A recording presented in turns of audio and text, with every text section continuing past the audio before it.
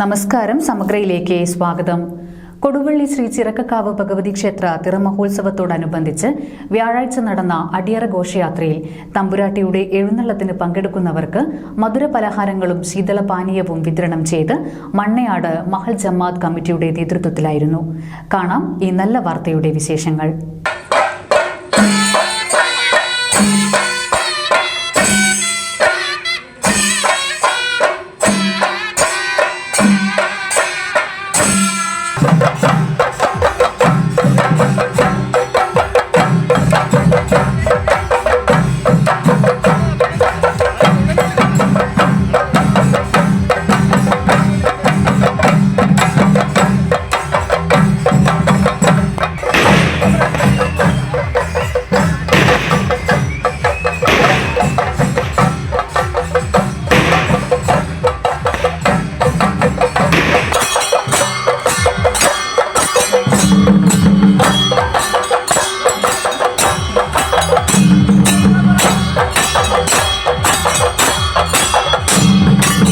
മതമൈത്രിയും മതസൗഹാർദ്ദവും കാത്തുസൂക്ഷിക്കുകയാണ് മണയാട് ദേശക്കാർ.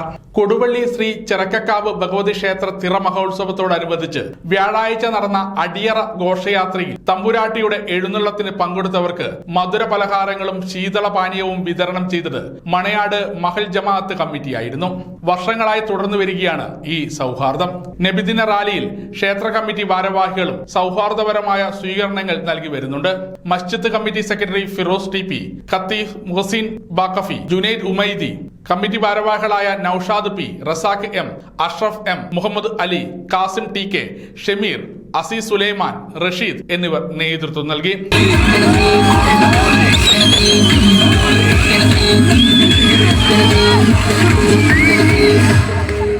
വർഷങ്ങളോളം അൽഹംദുലില്ലാഹ് നമ്മളെ ഈ മതമൈത്രിയും മതസൗഹാർദ്ദവും കാത്തു സൂക്ഷിക്കുന്ന ഒരു പ്രദേശമാണ് നമ്മുടെ കൊടുവള്ളി.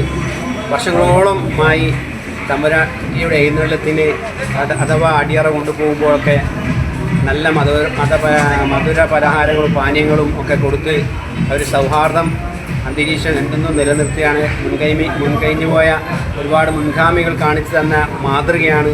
അതുപോലെ തന്നെ നബിദിന ദിവസമായ റബീഉൽ അവ്വലിനും ക്ഷേത്ര കമ്മിറ്റിയും അതുപോലെ തന്നെ കുട്ടൻ അതുപോലെ തന്നെ ആ ക്ഷേത്ര കമ്മിറ്റിയുടെ ആളുകളൊക്കെ നമ്മളെ റാലിക്ക് വേണ്ട വിധത്തിൽ പാനീയങ്ങളും സൗഹാർദ്ദപരമായ സ്വീകരണങ്ങളൊക്കെ നൽകാറുണ്ട്.